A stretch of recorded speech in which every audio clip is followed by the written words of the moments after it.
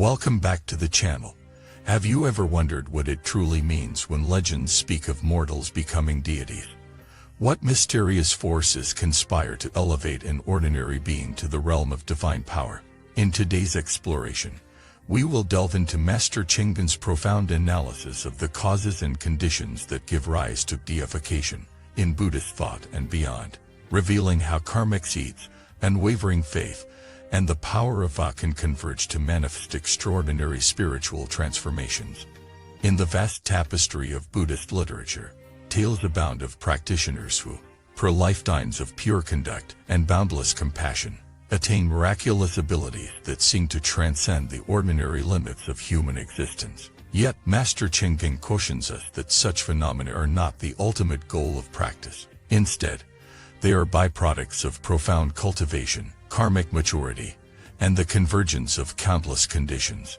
As we journey through his fivefold framework covering karmic foundations, the transformation of us, the pitfalls of unwholesome power, the safeguards of ethical discipline, and the exemplars of pure attainment, we will uncover both the allure and the danger of seeking miracles, and learn how genuine spiritual growth always remains grounded in wisdom and compassion.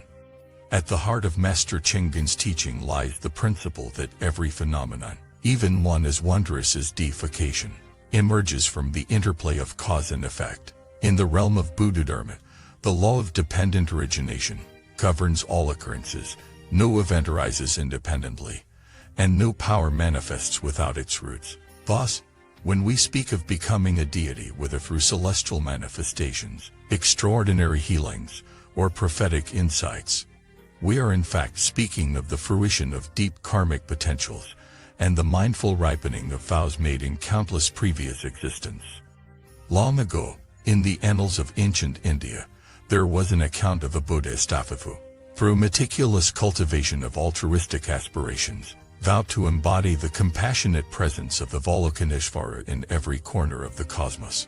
Through unbroken days and nights of meditating on the four immeasurables, this practitioner's compassion became so vast that the very intention of the vow ripened into a luminous sphere of influence. In due course, celestial beings honored this Buddhist with the thousand-armed form, symbolizing the myriad ways in which awakened compassion can reach out to relieve suffering. Yet even then, the Buddhist remained unmoved by the allure of splendor, resting firmly in the wisdom that all forms are empty and transient.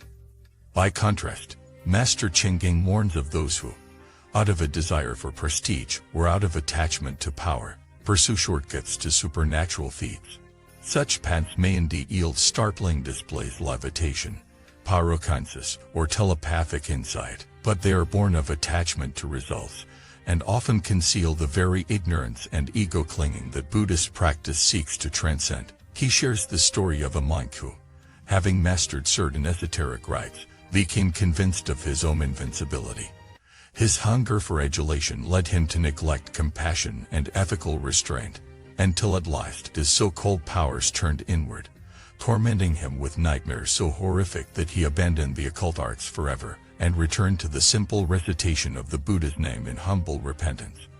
So how, then, can one practice in a way that honors the potential for spiritual transformation without falling prey to corruption of mind? Master Chenggang lays out 5 essential safeguards. First, ethical discipline must be the bedrock. Without integrity in speech, action, and livelihood, any glimpse of power will be tainted by defilement.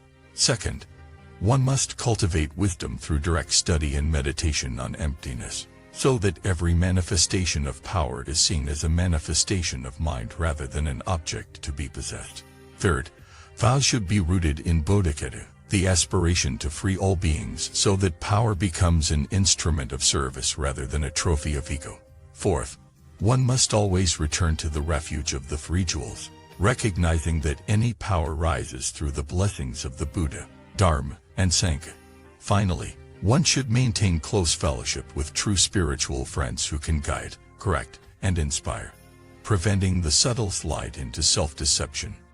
Throughout history, numerous figures have epitomized these principles. There was Master Yixing, who in the Song dynasty demonstrated remarkable healing abilities, yet spent every sunrise bathing the feet of beggars, and dedicating every healing to the welfare of the 10 directions. There was the modern practitioner Sister Ming Yuan, whose clairaudience blossomed only after decades of selfless service in her community, and who used her gift not for spectacle but to offer reassurance to those at life's threshold.